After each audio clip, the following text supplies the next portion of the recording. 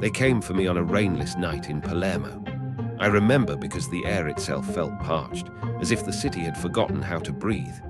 The men wore black, not priestly robes, but something sharper, tailored for silence. When they spoke, it wasn't in Latin, nor in Italian, but in a whisper that hummed against the walls of my cheap hostel room. They said they were from Archivum Obscurum, a division that doesn't officially exist within Vatican records, and that I had a sensitivity to what has no name. I should have asked them to leave. I should have closed the door and forgotten that their eyes didn't reflect light properly. But 19-year-olds don't ask the right questions, especially not the ones who have already seen things that defy explanation, the faces that appear in mirrors long after the person is gone, the prayers that end in static. They brought me to Rome in silence, past the familiar grandeur of the city, and into the old catacombs beneath St. Calixtus.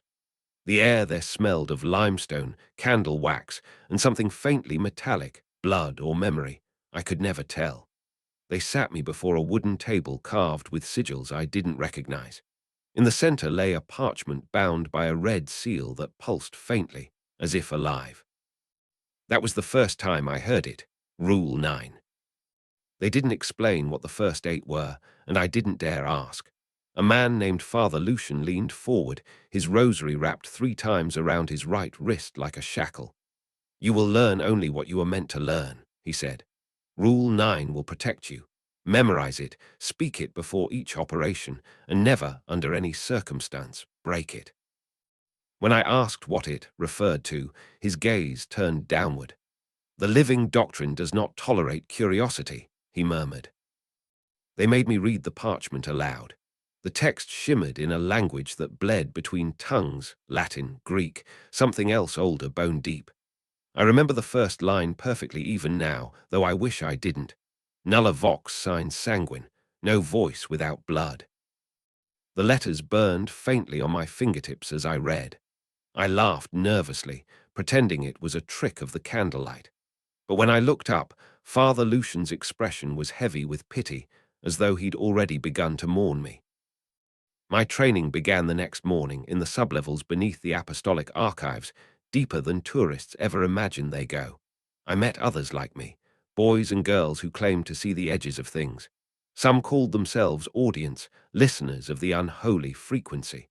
Others had scars shaped like scripture, and I swear one of them blinked sideways.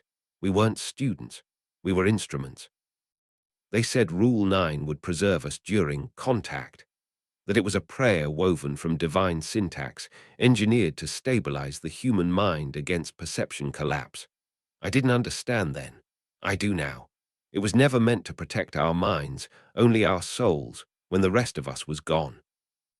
The first test came 3 weeks later. They brought me into a small circular room lined with mirrors. In the center was a book on a marble pedestal, the Codex Tenebris.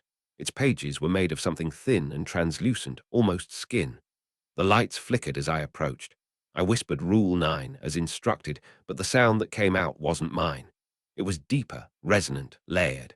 The syllables echoed around me as if 100 unseen mouths were repeating them, some slightly out of sync. "Good," Father Lucian said through the intercom. "It recognizes you." I wish he hadn't said that. When I touched the book, my vision fractured. I saw flashes, cathedrals upside down, angels with hollow faces, a crucifix suspended over a pit that breathed. My heart hammered, and the walls around me seemed to twist. For a moment I thought I heard my mother's voice, singing softly behind the mirrors. Then her tone changed, bending into something I can't describe, a sound that made language irrelevant. I woke up 16 hours later with a nosebleed and a line of Latin carved faintly into my forearm. Regular IX, non respondit nisi vocatus. Rule 9, do not answer unless called. After that I started seeing them. Shadows that didn't belong to anyone. Figures kneeling in corners of rooms that no one else could see. They whispered prayers backwards, their lips moving too slowly for the words they made. Every night, I repeated Rule 9 like a mantra, hoping it would keep them at bay. Sometimes it worked. Sometimes it didn't. One night, I followed one of them, a tall, eyeless shape that lingered near the chapel entrance. I thought it was another initiate at first, someone testing me. But when it turned, its mouth opened too wide, and I could see the words inside, crawling like insects. I screamed Rule 9 over and over until Father Lucian dragged me away. He didn't speak to me for 3 days. When he did, his voice was quieter. "You must never look at them directly," he said. "They aren't here for you. They're here because of you." I asked him what that meant. He only repeated Rule 9 again, slower this time, as if I'd somehow forgotten. Weeks passed, and each mission blurred into the next. We traveled to places I can barely remember, an abandoned monastery in Prague, a burned library in Aleppo, a church that only existed at certain hours in Venice. Each time the doctrine demanded blood. Not sacrifice exactly, but contact. A drop for entry, 2 for remembrance. And always the rule whispered, never written, or it would change. I began to notice something else. The others who had trained beside me were vanishing. Some were reassigned, some were retired, though no one ever returned. Their names were quietly removed from the registry wall. I was told they'd been absorbed into higher service. But once, while retrieving candles from the lower sanctum, I found their rosaries tangled together in a pile near the drain. I confronted Lucian that night. He didn't deny it. He only looked at me, eyes hollow, and said, "Rule 9 doesn't save the body, my son, only the soul." I think that's when I truly began to understand. Rule 9 wasn't a prayer, it was a bargain. Every recitation carved a piece of you away and offered it somewhere else, to something else. That's why the veterans had missing fingers, trembling eyes, half-formed speech. They were fragments of what had once been whole. The last time I saw Father Lucian was during an operation in Jerusalem. We were retrieving a relic called Os Scriptoris, the writer's bone. It was said to hum the names of the dead in their true order. Lucian began the ritual. He whispered Rule 9 once, twice, then paused. His voice cracked on the third verse. I looked up, and his face was gone. Not burned, not torn, gone, as if it had been gently erased. His body stood perfectly still for a moment, then folded into itself, collapsing without sound. I didn't run, I should have. I just stood there, the rule still echoing in my mouth. That was 3 years ago. Since then, I've tried to forget. I've burned the parchment, abandoned the language, avoided churches. But Rule 9 doesn't need to be spoken aloud anymore. It hums beneath my tongue, a vibration older than prayer. Sometimes, when I sleep, I hear the others reciting it from behind the walls, the ones who vanished. They sound relieved. Last night, my mirror fogged from the inside, though I hadn't showered in hours. And written across it, clear as scripture, were the words I swore I'd never see again. Non respondit nisi vocatus. Do not answer unless called. I think something calling me now. And I'm afraid I already answered. The first time I saw the Liber Obscura, I thought it was a mistake. Books in the Vatican archives don't shimmer, they don't breathe, and they certainly don't stare back. Yet that's exactly what it did, a faint ripple of light crawling across its surface, as if something beneath the cover was shifting, adjusting, watching. The library was several floors below St. Peter's Basilica, deeper than the burial chambers, beyond even the ossuary vaults where saintly bones are catalogued in silence. You can feel the pressure of the earth there, like a giant palm pressing down on the crown of your head. The air doesn't move. Even your heartbeat sounds intrusive. I was led in by Father Rinaldo, Lucian's replacement. Younger, colder, and far less inclined to pity. Do not open it until the lights are steady, he said, his voice flat and careful. It reacts to perception. It reacts to perception. I still remember those words because they didn't make sense, not then. But when you work beneath the Vatican long enough, logic begins to fracture. I waited for the flickering candles to stabilize, their flame tips vibrating faintly like antennae. Then I unlatched the brass clasp. The sound it made wasn't metal on metal. It was wet. Inside, the pages were black. Not the absence of color, no, this was active, predatory blackness. It moved, flexing slightly when I leaned closer. But what unsettled me most wasn't the texture, it was the whisper. A low murmur like someone praying underwater, the syllables distorted yet rhythmic, purposeful. This, Ronaldo said, gesturing toward it, is the unedited scripture. The version before translation, before dilution. It's not for worship, it's for containment. Containment. The word struck me like a bell. I asked what it was containing, but Ronaldo only gave me that Vatican look, the one that says curiosity is a sin only when it's accurate. He left me alone with the book. It's strange how silence changes once you start imagining it as a texture. Down there, it felt like wool, thick, suffocating, clinging to every sound. I whispered Rule 9 out of habit before touching the first page, and the whisper in the book stopped, as though listening. I should have closed it then. I should have walked out and never looked back. But the thing about hunger, whether it's for knowledge or salvation, is that it's stronger than fear. The first word that appeared wasn't written. It emerged, like condensation on glass forming into letters. Genesis. But beneath it, where the human version would begin with "in the beginning, God created," the text shifted. It read, in the silence he heard himself and was afraid. I froze. My hands trembled. The ink shimmered like oil, rippling outward in faint concentric circles. It was rewriting itself as I looked. When I turned the page, I noticed something worse. Faint impressions of fingerprints on the edges, dark and damp, as though the previous reader had never truly left. For hours I read. Each passage twisted familiar verses into something wrong. The light was called forth, and it disobeyed. And the serpent spoke not lies, but the first truth. Man was made to be a vessel, not a soul. I don't know how much of it I truly read, and how much the book inserted into my mind. Sometimes I could feel the words crawling behind my eyes, nestling into thought. By the third chapter, I realized the ink wasn't reflecting light, it was absorbing me. I could see faint shapes beneath the surface, silhouettes shifting like bodies submerged in tar. And then I saw it, my reflection, faint but distinct, in the black gloss of the page. Except it wasn't mimicking me, it was watching me. I blinked, it didn't. I moved my hand, it lagged behind by a second, then smiled. Not a grin, not a human smile, just the subtle curling of lips that shouldn't exist outside the page. My breath quickened. The air around me grew heavier, humming faintly, like the atmosphere before a storm. I whispered Rule 9 again, desperate, half a prayer, half a plea. The reflection tilted its head, my head, and whispered with me, perfectly synchronized this time. Only when it reached the final verse, it added a line I'd never heard before. And those who read shall be read in turn. I slammed the book shut. The candle flames died instantly, swallowed by the darkness. I could still feel the shape of the Bible in my hands, warm, pulsing faintly like a living thing. I stumbled backward until my spine met the cold stone wall.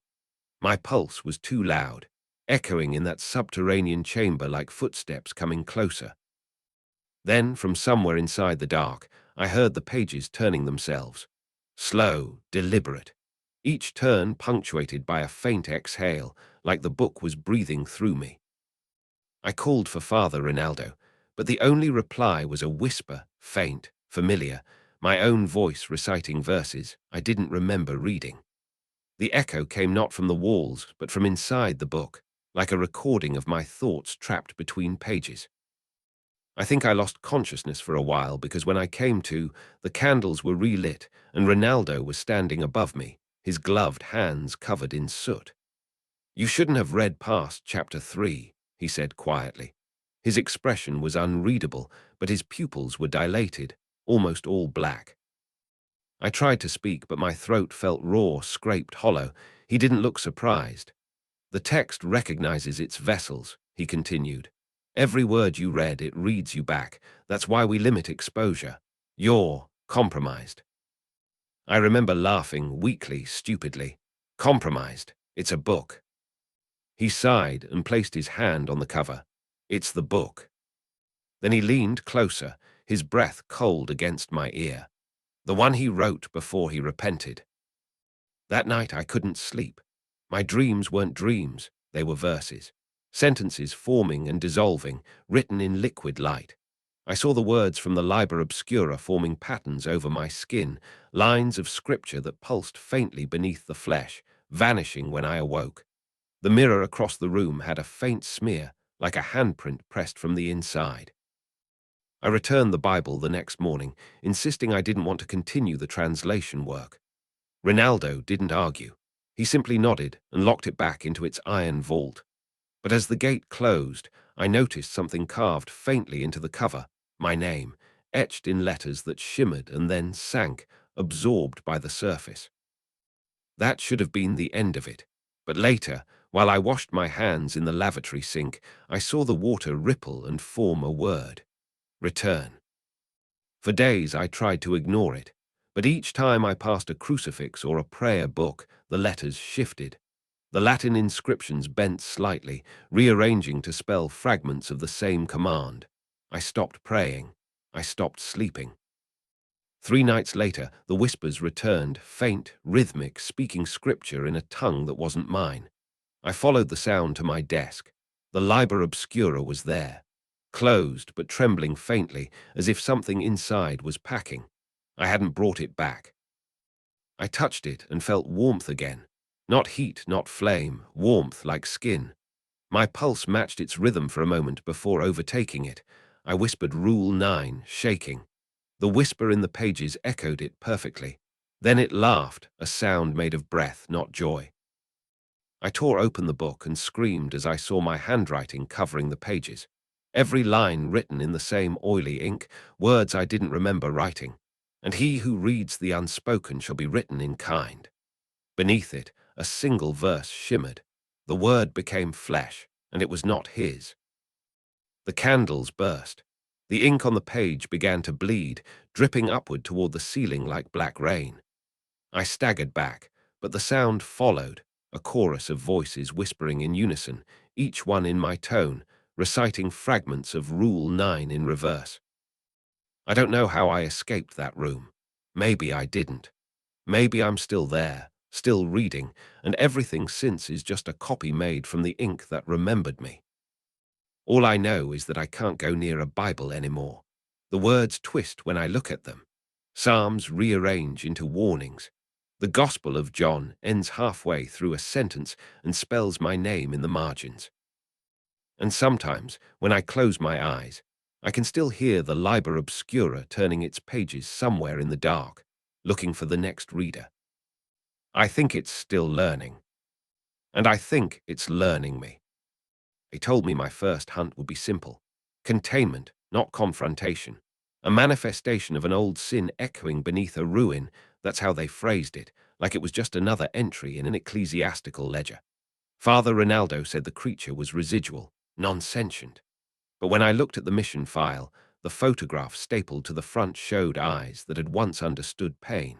That's the thing about these so-called residuals. They remember what they were, and they remember who sees them.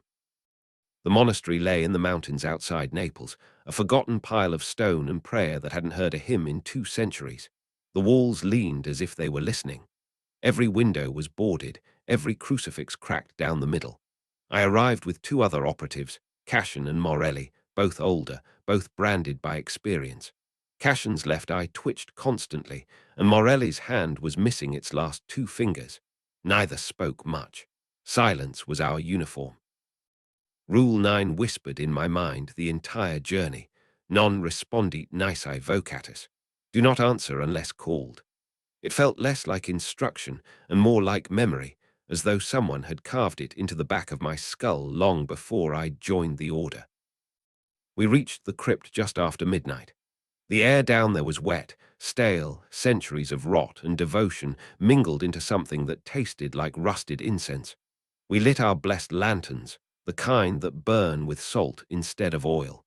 Shadows retreated reluctantly. Cashin led, whispering litany fragments under his breath.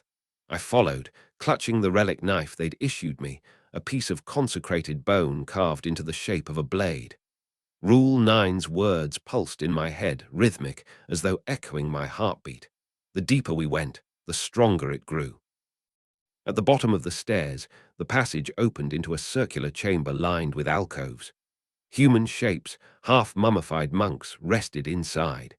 At first, I thought one of them was just shifting from the draft, until it exhaled. It was faint, like the sigh of something waking from a dream too long. The creature rose from its niche, bones cracking, fabric disintegrating around it. Its face was wrong, stretched and pale, the eyes black pits that glowed faintly at the center like dying coals. It should have attacked. That's what they always do, according to training. But it didn't. It looked at me, just me. Cashin froze mid-step. Morelli began muttering Rule 9, his voice shaking. But the thing didn't move toward them. It stumbled forward, head tilting slightly, its gaze locked on mine. The air thickened. I could feel it seeing me, the way one recognizes a sibling across a crowded room. Then it bowed. Not mockingly, not with aggression. A slow, deliberate bow, as if greeting something sacred. Cashin hissed for me to fall back, but I couldn't move. The creature's lips parted, and the sound that came out wasn't a growl, it was Latin. Rough, distorted, but unmistakable. Frater Khan me, reverter. Brother of my flesh, return. The word struck something deep inside me. My vision flickered. I saw flashes, the codex, the ink that breathed, the reflection that smiled without me. I tasted iron. Morelli stepped forward, raising his relic cross, but the creature recoiled violently, its body contorting like smoke. Its eyes never left mine. It knows you, Morelli said, his voice almost a whisper. What did you do? I wanted to answer, but I didn't know. I raised my knife instead, instinctively murmuring Rule 9. The creature flinched, then horrifyingly repeated it with me, perfectly. It spoke Rule 9 in my voice. Cashin shouted, lunging forward, his blade slicing through its shoulder. No blood came, only dust and sound, like parchment tearing underwater.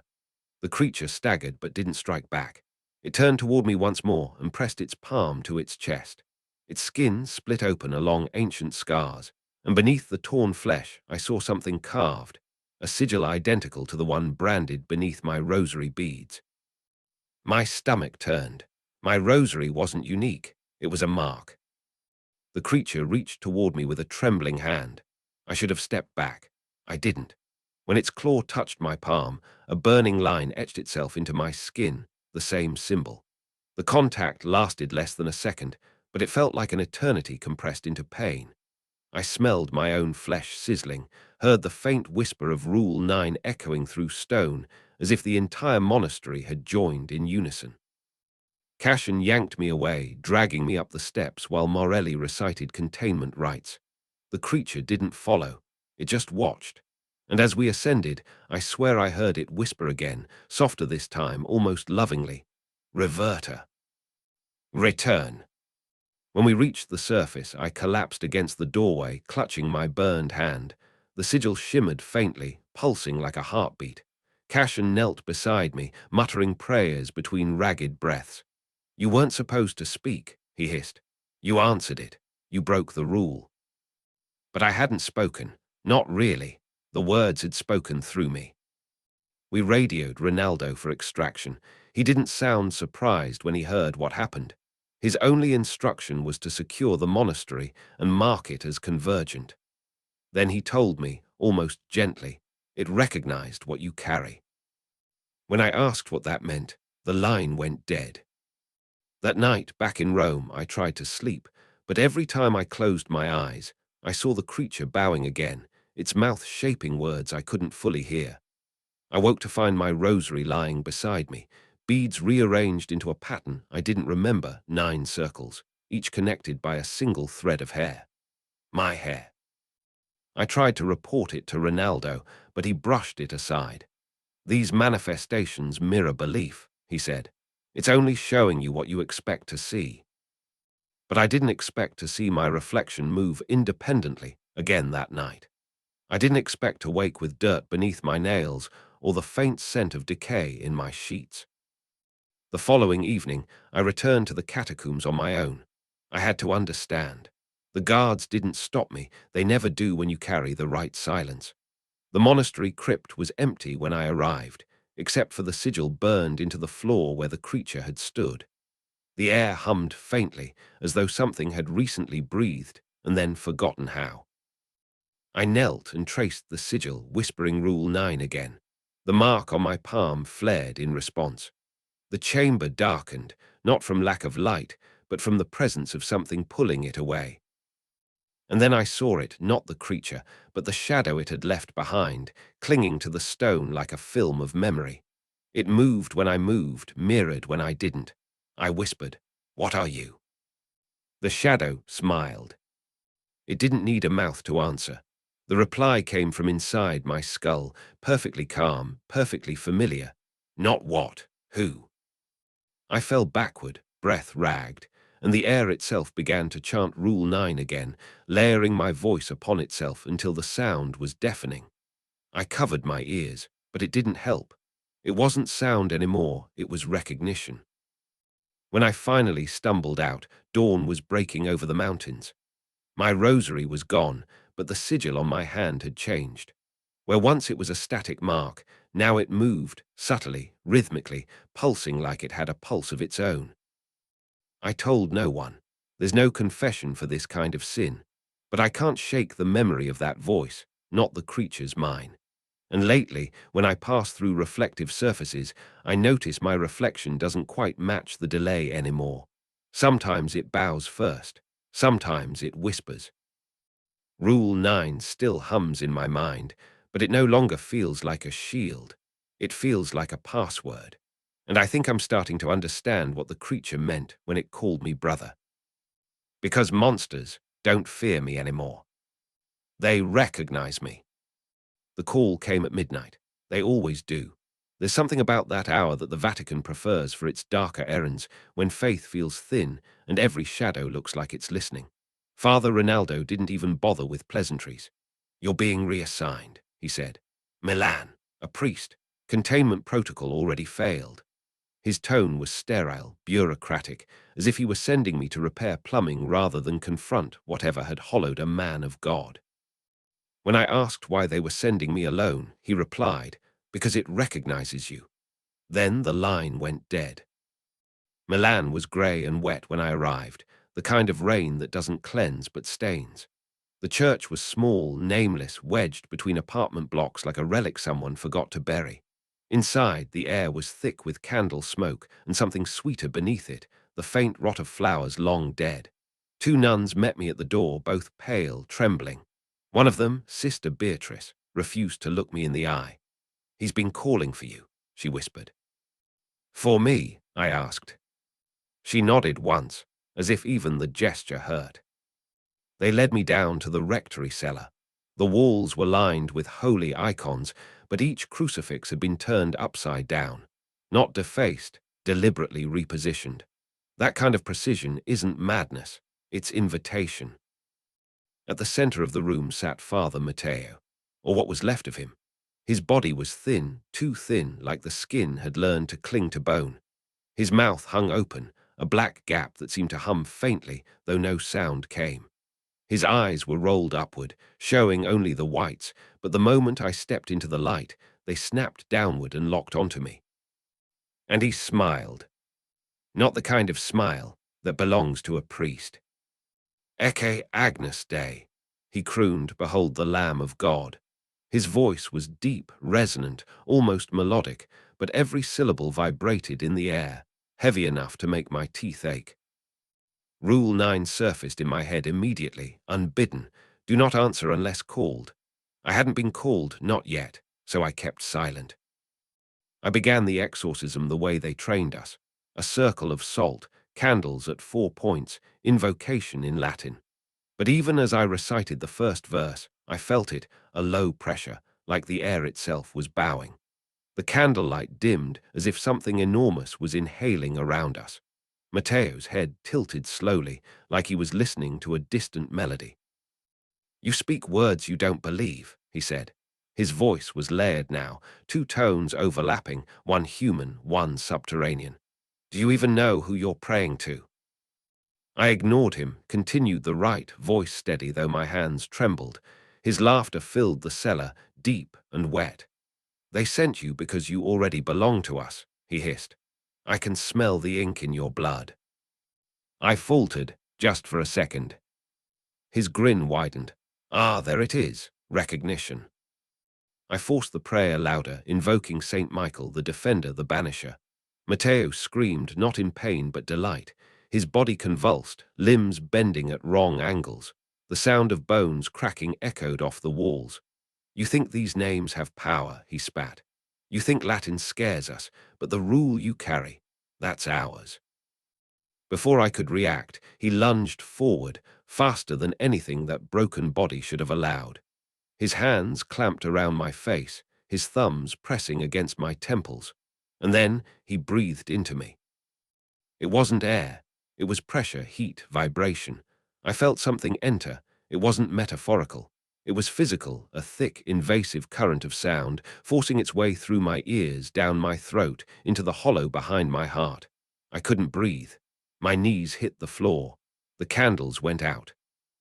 I don't remember screaming, but I must have. The last thing I saw was his mouth open wider than any human jaw should, and then silence.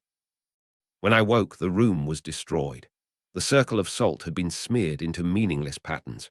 The crucifixes were all upright again, perfectly aligned, glinting with condensation. Father Matteo was dead, twisted backward, his spine a shattered arc. But his mouth, it was still open, and faint smoke rose from within, curling toward me like a beckoning finger. I should have run. Instead, I listened. The smoke wasn't dissipating, it was speaking. The words came soft, layered, in that same impossible Latin that the Liber Obscura had once whispered. Only this time I understood it. My mind translated without effort. He is not gone. He is relocated. I touched my throat. It was raw, as if I'd been speaking for hours. My tongue felt swollen, heavy. When I tried to say the Lord's Prayer, the words that came out weren't English or Latin or anything that should exist. It was a sound, deep, resonant, like something remembered me and was trying to imitate. The nuns found me standing over the priest's body, whispering in that voice. They didn't come closer. One dropped her rosary and ran. The other crossed herself and said, "They said this would happen." I demanded to know what she meant, but she only backed away. "They said he'd pass it to you. That's why they sent you." They sent you. That phrase has haunted me ever since. I returned to Rome 2 days later. Rinaldo met me at the train station. He looked at my face for a long time before speaking. "You completed the rite," he said, "but not as expected." His tone was neutral, but there was a flicker of something, fear maybe, disgust. He asked me to recite the Nicene Creed. I tried. Halfway through, the other voice took over. The words warped, the rhythm shifted, the station lights flickered. Rinaldo didn't flinch, he only nodded, as though confirming a hypothesis. "You'll report to the subterraneum," he said, "effective immediately." That's when I realized it wasn't a rescue, it was a test. The next weeks blurred. They took blood samples, measured resonance, asked me to speak verses in the unknown tongue. The walls trembled when I did. Instruments flickered. Once, one of the technicians started weeping mid-recording. He said he could hear names inside my voice, names not meant for humans to know. I tried to stop speaking altogether, but the voice doesn't need permission. Sometimes it slips out in sleep, in breath, in heartbeat. It hums beneath my ribs like a parasite preying through me. Rinaldo says the voice is stable, whatever that means, but he keeps avoiding eye contact. He crosses himself when he thinks I'm not looking. He calls me son, but his tone drips with pity. The strangest part, I've started hearing echoes, faint, familiar whispers in the corridors, repeating phrases I've never said aloud. He walks between verses. He belongs to the ink. He will not answer. He will be answered. Sometimes, when I catch my reflection in glass, I see my mouth move a half-second after I've stopped speaking, as if something inside me is rehearsing the words before saying them for real. Last night I dreamt of Father Matteo again. He stood in a burning church, smiling, his jaw unbroken. "We share the same choir now," he said. Behind him, the pews were full of silhouettes, faceless, humming Rule 9 in perfect rhythm. I tried to run, but my legs wouldn't move. My throat began to burn, and when I woke, smoke was rising from my mouth. I can't pray anymore. Every time I try, the words shift, melt, distort. When I say Amen, the echo says ascend, rise. I keep wondering if the Vatican ever meant to stop these things, or if they're cultivating them, grafting them into flesh, seeing what happens when the divine and the infernal share a body. If that's true, I'm not an exorcist anymore. I'm an experiment that can talk. The voice is louder tonight. It doesn't sound angry. It sounds lonely. It keeps whispering a phrase I half remember from the Codex. Qui audit, fiat auditus. He who listens shall be listened to. I think it's learning how to pray. And I'm afraid the prayer, its learning, is mine. The archivum's forbidden wing was colder than I remembered, colder than stone should ever be. The light bulbs hummed weakly overhead, their glow sickly and uncertain, as though afraid of what they were illuminating. I had stolen Ronaldo's clearance card the night before, though I already knew he'd let me. The Vatican doesn't stop you when it wants you to find something. It only watches to see if you'll survive the discovery. Rule 9. The phrase that had haunted every operation, every whispered briefing, every prayer that never reached God. I thought I'd known it, memorized it, spoken it until my throat bled. But now, standing before the sealed vault, I understood that what I'd been given was never the rule. It was only a translation, a safe version. The real one waited behind a door that hadn't been opened in 200 years. I entered. The chamber was small and circular, lined with shelves that sagged under the weight of dust and neglect. In the center rested a single reliquary case, its glass cracked, its hinges eaten by rust. Inside lay a scroll, pale, taut, disturbingly organic. It looked like parchment until the light hit it, and then I saw pores. I knew immediately it wasn't made from lambskin. It was human. When I touched it, the surface was warm. The first word carved into it was regular. Beneath it, 9 sigils, not letters but wounds. The cuts were deep, deliberate. Someone had carved these with a blade dipped in salt, not ink. The blood had long dried, but the grooves still glistened faintly, as if remembering. I leaned closer, tracing the symbols. They twitched under my fingertip. At first I thought it was my imagination. Then the letters began to crawl, slow, purposeful, like a swarm rearranging itself. My breath caught as the sigils twisted, reshaping into words I recognized. Obedientia est sacrificium. Obedience is sacrifice. The words pulsed, then changed again. Offer not the beast, but the vessel. It hit me then, the rule wasn't written for us, the hunters. It was written about us. Rule 9 wasn't protection, it was containment. The recitations, the rituals, the markings, all designed to keep something locked inside. My hand began to ache. I looked down and saw the sigil on my palm, the one the creature in Naples had burned into me, glowing faintly, its lines matching those on the scroll perfectly. As I watched, my veins darkened, branching outward like ink spreading through water. The parchment responded, the words writhing faster now, forming one final phrase. Custos factus ease. You have become the guardian. I stumbled back, heart pounding. The scroll quivered once, then went still. I don't know how long I stood there before I realized the whisper in my head wasn't mine anymore. It was the same voice that had once spoken Rule 9 through the Codex, the same one that had prayed through me during the exorcism. And it was laughing. I used to think Rule 9 was meant to keep evil out. Now I know it was meant to keep it in. The mirrors came first, not the kind you notice, not vanity or habit, but the ones in passing. Polished silverware, darkened glass, a puddle on the basilica floor reflecting candlelight. Each time I passed one, I saw myself hesitate. A flicker, a fraction of a delay between my movement and its imitation. At first, I blamed exhaustion. Vatican corridors are endless, and insomnia here feels more like a ritual than an affliction.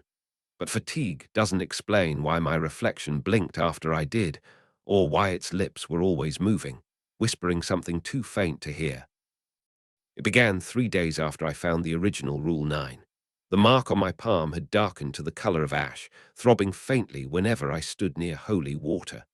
The priest stopped meeting my eyes, murmuring Latin blessings under their breath as I passed. Father Rinaldo avoided me altogether. I overheard him once in the archives, whispering to another archivist, "He's been read. The rule has chosen him." Chosen, such a gentle word for what felt like possession. That night I caught my reflection again, this time in the gilded frame of the papal library's window. The Vatican gardens outside were still, the moon bright and cold. But the reflection behind the glass wasn't me. The face was mine, yes, but older, the skin waxy, the eyes almost black. It smiled when I didn't. My hand lifted instinctively, and it mirrored me perfectly, only to linger in the air a second longer, fingers trembling as though restrained by invisible strings. Then it mouthed a phrase I could not unsee. Regular IX. Rule 9. I whispered the words aloud, testing them, and the reflection nodded. Something in the room shifted, the air thickened, heavy with static. The crucifix on the wall cracked audibly, and for a moment I saw movement inside the reflection, faint, liquid-like, as though something behind the glass was swimming toward the surface. I stumbled back, the sound of my own heartbeat pounding in my ears. When I looked again, the reflection was gone, replaced by the ordinary moonlit view of the garden. But I knew it hadn't vanished. It had simply moved. After that, I began to notice more of them. Reflections that weren't synchronized. Mirrors that showed me standing closer than I actually was. Once, in the confessional, I glimpsed my reflection kneeling, but its lips moved in reverse, unspooling my sins before I spoke them. I tried to tell Ronaldo. He told me to pray. "The mirrors are testing you," he said.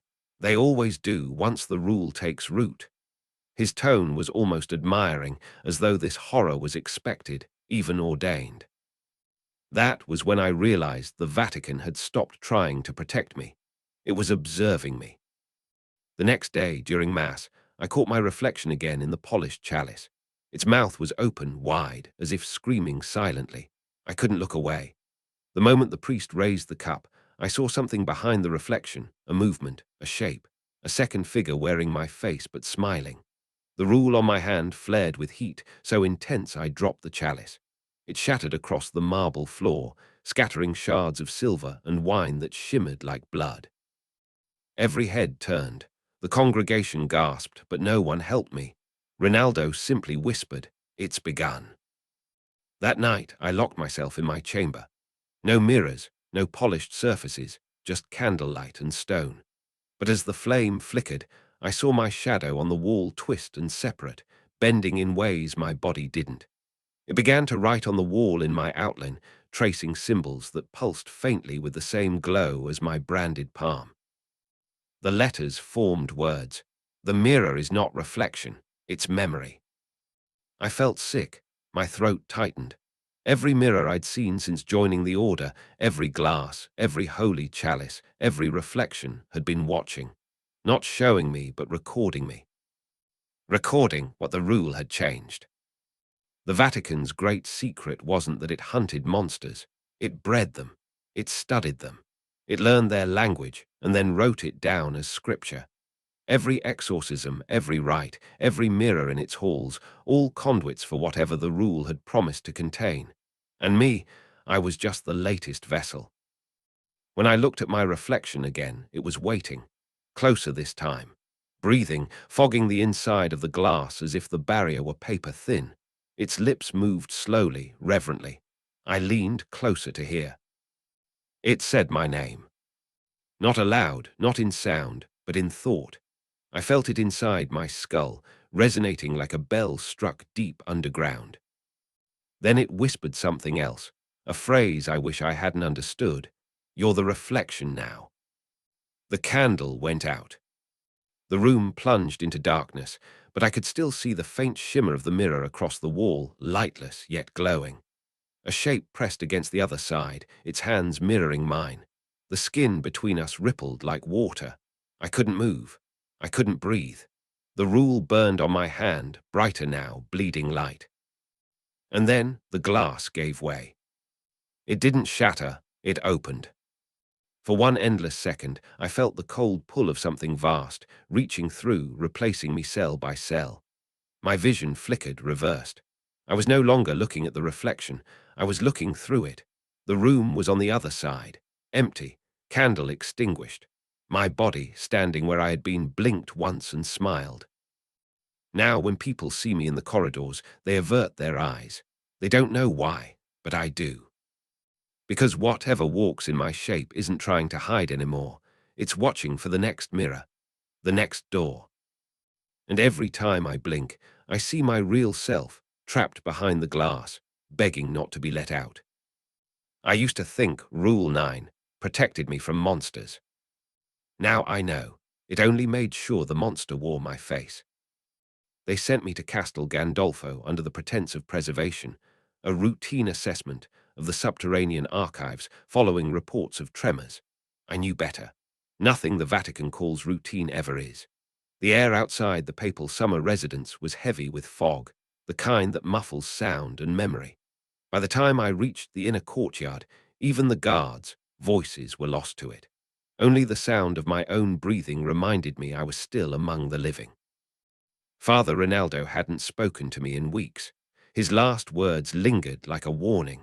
If the rule ever stops humming, you run. That night, it was silent. The access passage beneath Castel Gandolfo was older than the villa itself, carved into volcanic rock long before the papacy claimed it. I descended alone, guided by a trembling lantern. The deeper I went, the more the air thickened, not with dust, but with something unseen. A pressure, a presence. At first I thought the walls were breathing. Then I realized it was me, or rather, something inside me.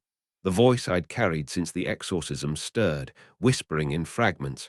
Custos factus ease. You have become the guardian. Every step forward felt like defiance, like trespassing into something that had been waiting centuries to be found. The corridor ended in a sealed door made of blackened wood. A faded Latin inscription was carved above it. Sub regula, sub silentio. Under the rule, under silence. The lock was rusted, but it gave way under my hand. Inside, the air was still preserved, like the moment after a prayer dies. My lantern flickered weakly, illuminating the chamber's contents, hundreds of skeletal remains, each arranged in a perfect circle around a central altar. Every skull bore the same carved mark, a variation of the sigil that burned on my palm. The smell wasn't decay. It was old incense and iron. There was something written on the wall behind the altar, a single phrase repeated again and again, scrawled in blood that had dried to black resin. Rule 9 does not protect, it binds. My throat tightened. I knew then what this place was, a reliquary, not for relics, but for failed vessels. Every hunter before me, every operative marked by the rule ended here, not martyred, returned. I approached the altar, my hand trembling. On its surface lay a scroll identical to the one I had unearthed in the archives, stretched human skin, scarred and taut. Only this one was fresh. The carvings still glistened, and beneath the text, written in a hurried, slanted hand, was a final annotation. He who reads becomes the rule. I heard movement then, faint, wet, deliberate. I turned, expecting rats, but the bones nearest the wall began to twitch. Slowly, soundlessly, they shifted toward me. Vertebrae clicked into alignment. Ribs expanded, contracting as though remembering how to breathe. The voice inside me began to hum louder. Rule 9 returned to my mind unbidden, the words that had defined my existence. I began reciting it, trembling, desperate, clinging to the belief that it still meant something. Non respondit nisi vocatus. But the moment the final word left my lips, the air broke. It wasn't silence, it was absence, like the sound had been swallowed whole. Then I heard it, a voice not from the room, but from the space beneath it, deep, resonant, familiar. It spoke my name, my true name, Not the one given to me at birth, but the one I'd only heard once before, whispered by the creature in the Naples crypt. The lantern died. For a moment, there was only the sound of shifting bones. Then, from the darkness, a shape rose, human almost, but wrong. It moved like something remembering motion, its joints bending too far, its head tilting with the precision of a marionette. Its face was mine, only older, hollowed like parchment stretched over a skull. When it smiled, it used my teeth. I stumbled backward, but the thing didn't follow. It only stood there, head cocked, whispering Rule 9 back to me in perfect rhythm, only it wasn't prayer now. It was laughter. The sigil on my palm burned hot enough to blister. I could feel it pulsing, answering something in the dark. The creature's mouth opened wider, and a second voice emerged from within, my own, layered and echoing, like two recordings played slightly out of sync. "You think the rule shields you," it said, "but you are the rule." I dropped to my knees, my mind flooded with fragments, flashes of every ritual, every reflection, every exorcism. Each moment of protection was not defense but harvest. Every verse I spoke, every rule recited, fed something older, something vast enough to live beneath the Vatican for centuries. The bones rattled in unison. The chamber trembled. The creature stepped closer, its face blurring at the edges, features dissolving like melting wax. For a heartbeat, I saw dozens of faces within it, every hunter before me layered together, their eyes empty, their mouths open in silent recitation. They were still praying. I screamed Rule 9 one last time, voice cracking, words fracturing under their own weight. The room erupted in light, a searing burst from the mark on my hand. The creature shrieked, not in pain but in ecstasy, and lunged. The impact threw me backward. When I opened my eyes, the room was empty. The bones lay still. The altar was cold. But the scroll, the real Rule 9, was gone. I staggered toward the exit, vision swimming. In the faint glow of my dying lantern, I saw writing on the inside of the door, freshly etched as though by invisible hands. "It remembers you." When I reached the surface, dawn was breaking over the hills. The air smelled of rain and burnt incense. My hand no longer burned, the sigil was gone. But my reflection in a puddle by the gate lingered a second too long before following my movement. I touched the water, it rippled and whispered. Rule 9 was silent, completely. And that's when I understood. It hadn't failed, it had finished. The protection was never meant to save me. It was meant to prepare me. For what, I don't yet know.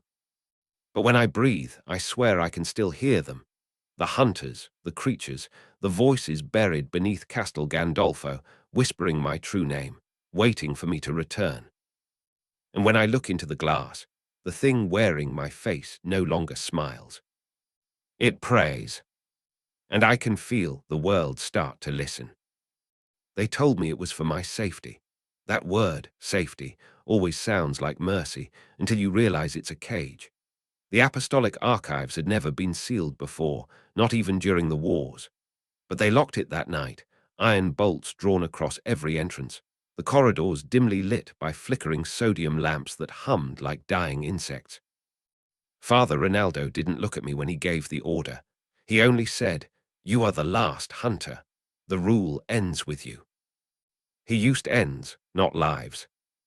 The guards escorted me down the narrow spiral steps into the lower vaults, where the air grew colder and wetter, the smell of stone giving way to something metallic, old blood, perhaps. The archive walls wept condensation, forming patterns like veins. My hand brushed one, and the moisture hissed against my skin. My palm still bore the faint outline of the vanished sigil, but sometimes, in certain light, I could swear I saw it glowing again, faint and blue, like breath under frost. When they sealed the door behind me, I expected silence. But I could hear things moving slow, deliberate, above and beneath. The sound of claws dragging lazily across marble. It wasn't random. It had rhythm. It was listening. The first hour passed in prayer. Old habits, or maybe reflex. But every verse I recited twisted itself halfway through, morphing into syllables I didn't recognize. I tried to stop, but the words came anyway, not from my mouth, but from somewhere deeper. They pulsed in time with my heartbeat, filling the room like a hum beneath the walls. That was when I realized I wasn't alone. In the far corner of the vault stood a mirror I hadn't noticed before. It wasn't glass. It was obsidian, polished so smooth it reflected not light, but shape. My own outline swayed faintly within it, though I was still. Its head tilted. The mouth opened slightly, as if whispering. "Do not answer," I said aloud, invoking Rule 9 as though it could still protect me. The reflection smiled. Then faintly, I heard it, my voice, reversed, rising from the mirror like breath on cold air. Non respondit nisi vocatus. The rule recited to me. I backed away until my shoulders met the shelves. Ancient tomes loomed overhead, their spines stitched in unfamiliar tongues. A few were pulsing faintly, like veins beneath parchment. Somewhere outside, a door slammed. Then another. Then a scream. I ran to the narrow viewing slit near the top of the vault and peered through. The corridor outside was dim, but I could see shadows moving, long, deliberate shapes gliding along the walls, bending as they went. The guards' voices were gone. In their place came wet, dragging sounds, heavy breaths, the soft tapping of bone on stone. Something stopped right outside the slit. I could see only its reflection in the puddle below, and it was mine. The thing tilted its head the same way my reflection had in the mirror. Slowly, it raised a hand. Its palm bore the same sigil I once carried, still bright, still burning. Then it turned toward the door and whispered something in Latin I almost recognized. Aperiata. Open. The bolts screamed as they shifted. I pressed my back to the wall, clutching a crucifix that felt heavier than faith itself. The door creaked, but didn't open completely. Something was holding it back. A voice called from beyond, soft, calm, disturbingly familiar. "Brother," it said, "you can stop fighting now." It was Rinaldo's voice, but Rinaldo had never called me brother. "I did everything they asked," I said, voice trembling. "I followed the rule. I contained what I could." The answer came immediately, almost kind. "And that is why it chose you." "What chose me?" Silence, then the faint scrape of nails on the door. "You still think it's protection." The tone was almost tender. "The rule wasn't made to defend. It was written to remember. Every vessel, every hunter, part of the same archive. You were never meant to end it. You were meant to complete it." The mirror behind me began to vibrate, rippling like liquid obsidian. I turned just as something within it stepped closer, my reflection again, but not quite mine anymore. Its eyes were wide, black, bottomless. When it spoke, its voice was two tones at once, mine and something much older. "Do you know what Rule 9 really means?" I couldn't answer. I didn't need to. It spoke for me. Non respondit nisi vocatus. Do not answer unless called. The mirror cracked, my ears filled with static. "You were called," it said, "and you answered." Then it stepped out. No shattering, no explosion, just a soft tearing sound, like wet cloth being pulled apart. The air shifted. My lantern extinguished. For a moment I could see nothing, only feel the heat of another heartbeat, not mine, pulsing against the same skin. My bones ached, stretching, reshaping. The claws I had heard outside now echoed inside my own body, growing beneath the nails, pushing through. I fell to my knees, gasping, the crucifix clattering to the floor. The thing knelt with me, perfectly synchronized. It touched my face with a gentleness I didn't deserve. "The rule failed because it succeeded," it whispered. "You were never meant to survive it. You were meant to replace it." I screamed until the walls shook. The reflection's mouth moved with mine, but the sound came from everywhere. I felt blood running down my forearms, not from wounds, but from letters carving themselves into the flesh. I recognized them, the sigils of the 9 rules. I was becoming the 10th. Outside, something roared, not a monster, not human, a sound made of 1,000 throats. The last door splintered. The creatures poured in, crawling, limping, dragging themselves from centuries of imprisonment. They didn't attack me. They circled, heads bowed, whispering in unison, Pater Novum, Father of Nine. And I understood. They weren't there to kill me. They were there to worship. My body burned from the inside out. My veins glowed like molten scripture. The walls of the archives shuddered, dust falling in slow cascades. The air grew too thick to breathe. The rule pulsed one final time, then went silent forever. When I looked up, my reflection was gone. Only the mirror remained, rippling faintly, showing glimpses of another world, a Vatican overrun with its own shadows. Priests screaming, bells tolling backwards. The city of God turned inside out. I should have stopped praying then. I should have stopped pretending that what lived inside me was still mine. But I didn't. I prayed louder, not for salvation, for remembrance, for continuity, because that's what Rule 9 was, a cycle of inheritance. Now the guards call me father. They bow when I pass. They don't realize I'm the last one who remembers what came before, the final translation of the rule that became flesh. The monsters don't hide anymore. They serve. They hum the hymn that was once my heartbeat. And every night, when I close my eyes, I hear them outside the vault, thousands of voices whispering the same verse, over and over, in perfect unison. Not Rule 9. Rule 10. My rule. And I understand now what the Vatican meant when they called me the last hunter. They weren't speaking of survival. They were naming extinction. They said the storm had passed. But when the doors of the apostolic archives finally creaked open, the air that entered wasn't air at all. It was breath, deliberate and heavy, the exhale of something that had been waiting. I stood in the threshold, rosary coiled in my trembling hand, the chain hot as wire fresh from a forge. Behind me, the vault still pulsed faintly, the stones whispering a rhythm that might once have been Rule 9. Outside, the Vatican was dead silent. The marble halls that had once echoed with footsteps and prayer were now filled with the sound of dripping. It wasn't rain. It was slower, thicker. The crucifixes along the corridor were upside down again, but now they seemed to hum, not music, but vibration, like the air was a single taut string stretched too tight. And then I saw it. Standing at the end of the corridor, illuminated by the dying light of the sanctuary lamp, was me. Same robes, same scars, same tired eyes. The only difference was in the smile, wider, too calm, the kind of peace that only something inhuman can fake. It held a rosary too, my rosary. The beads glistened with the same faint blue light that had once burned on my palm. I took a step forward, so did it. "Who are you?" I asked, voice raw, unfamiliar. The thing tilted its head, the motion precise, mechanical, almost compassionate.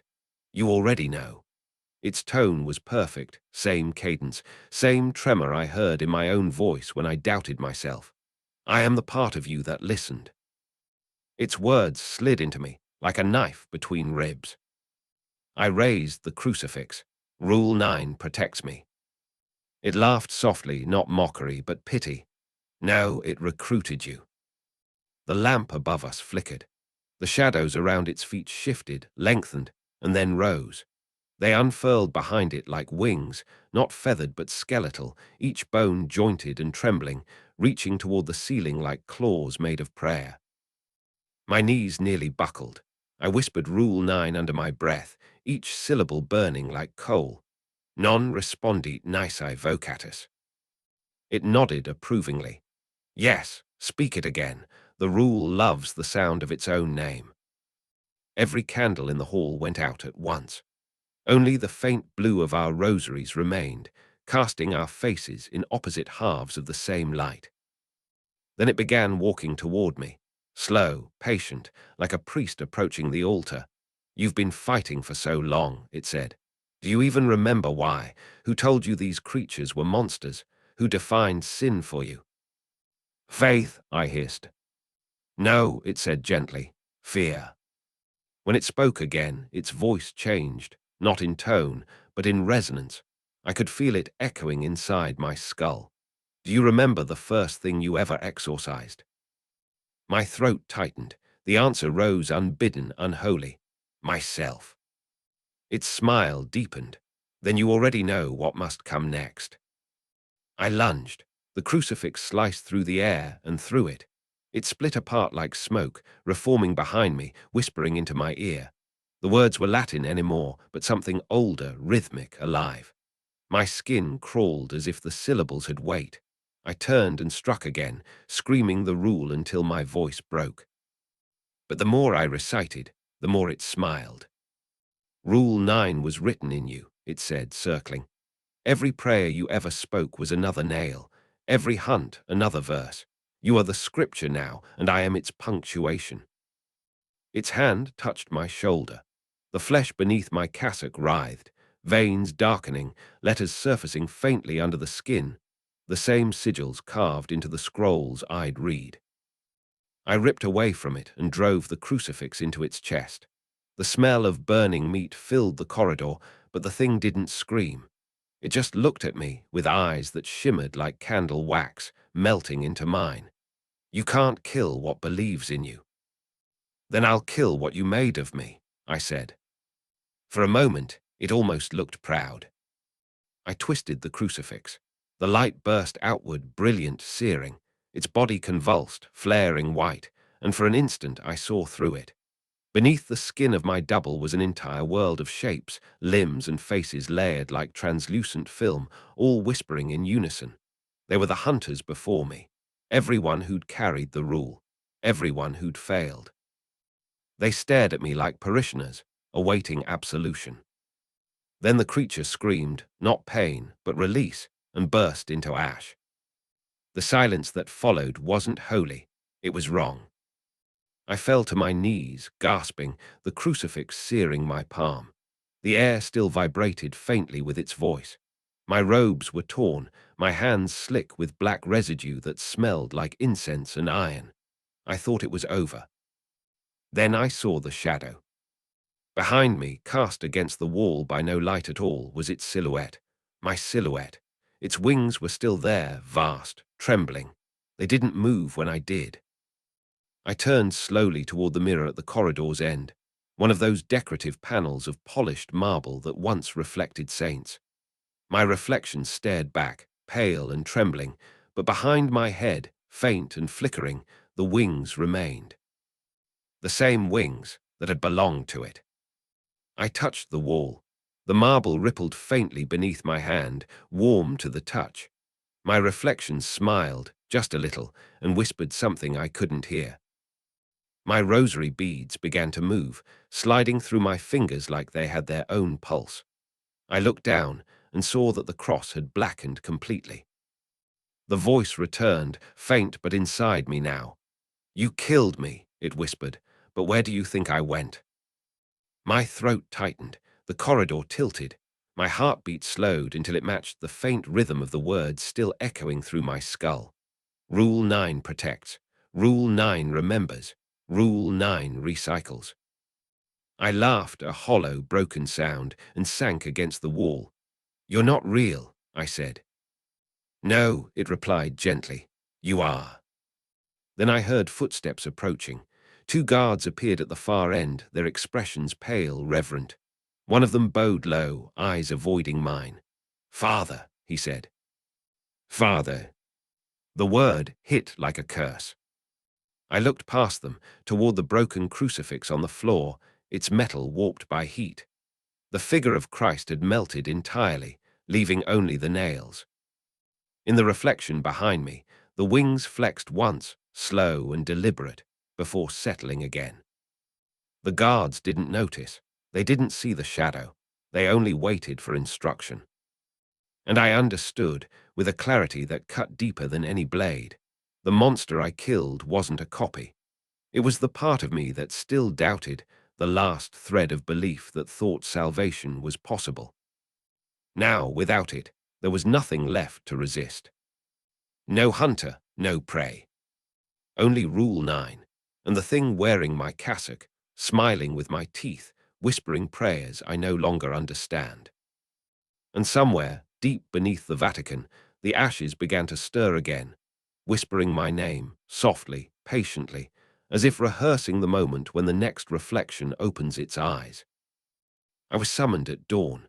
The bells didn't ring. The sky didn't brighten. Dawn, in this place, meant the hour the candles guttered out on their own. Father Rinaldo appeared at my door, face pale, eyes wet with that hollow reverence reserved for things you no longer recognize as holy. "It's time," he said. He didn't say for what. He didn't need to.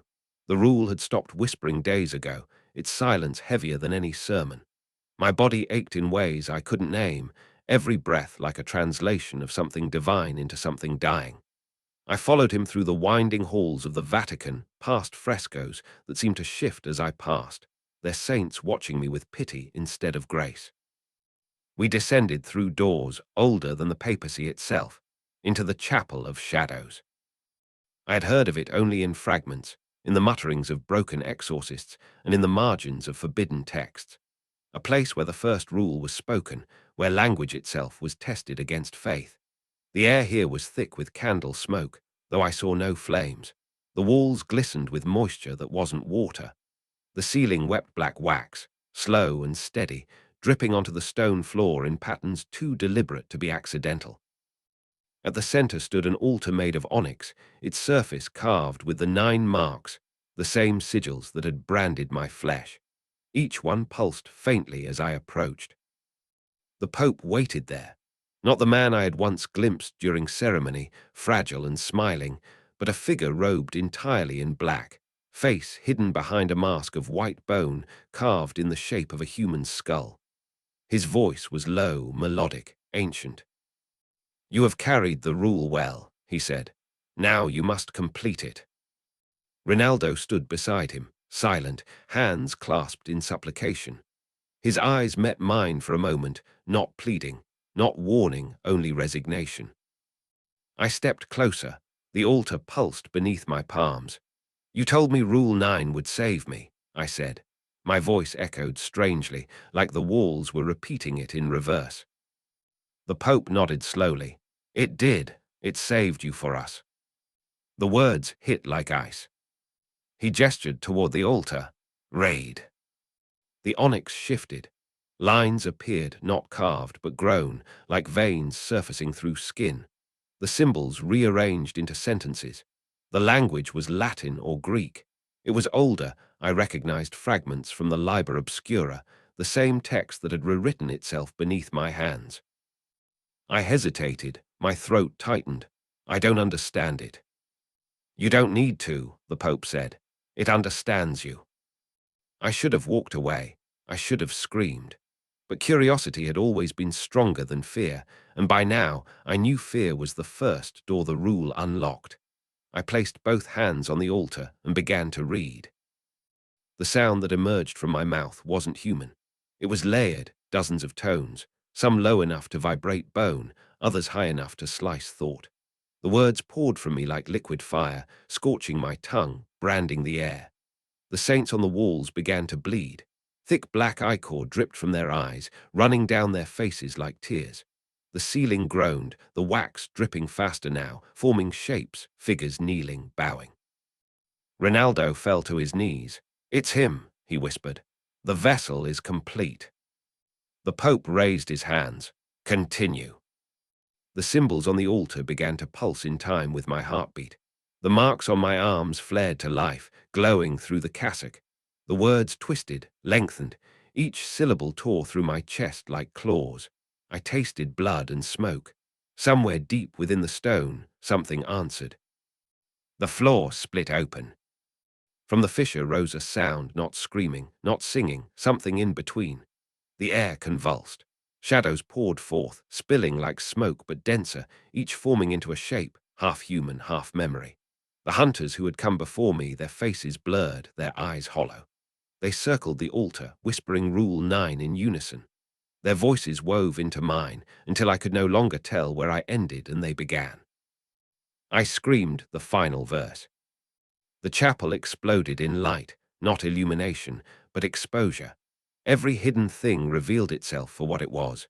The crucifix above the altar twisted into a spiral of bone and black glass. The pews melted into dark flesh. The saints on the walls smiled. And the shadows knelt. All of them. Even the Pope. He lowered his mask, revealing a face half-eaten by something unseen, his eyes entirely black.